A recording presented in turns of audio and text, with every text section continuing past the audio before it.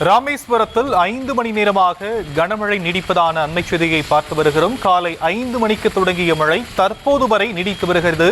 ராமேஸ்வரத்தின் பாம்பன், மண்டபம் உள்ளிட்ட பகுதிகளில் கனமழை நீடிக்கும் நிலையில் விவரங்களை நம்முடைய செய்தியாளர் பூபேஷ் சந்திரன் வழங்க நாம் கேட்கலாம். பூபேஷ் சந்திரன், தற்போதைய மழை நிலவரம் என்ன அந்தந்த பகுதிகளில்?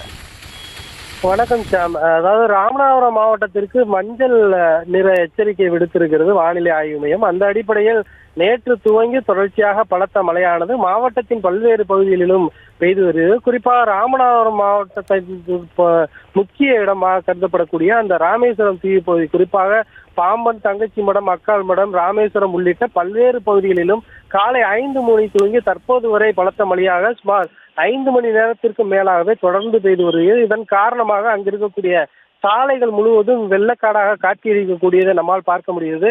அது மட்டுமல்லாது இருபுறமும் தெரியாத வண்ணம் மழை பெய்வதன் காரணமாக அங்கு சாலையில் செல்லக்கூடிய வாகனங்கள் தங்களுடைய முகப்பு விளக்குகளை எரியவிட்டவாறே செல்கின்றன. அது மட்டுமல்லாது இந்த பலத்த மழையின் காரணமாக அங்கு இருக்கக்கூடிய மக்கள் வீடுகளுக்குள்ளேயே முடங்கக்கூடிய ஒரு சூழலானது இருந்து வருகிறது.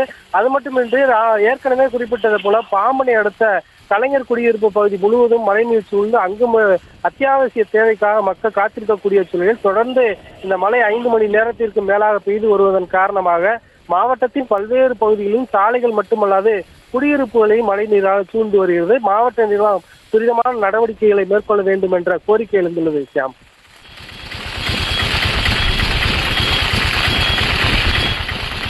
தற்போதைய விவரங்களுக்கு நன்றி பூபேஷ் சந்திரன்.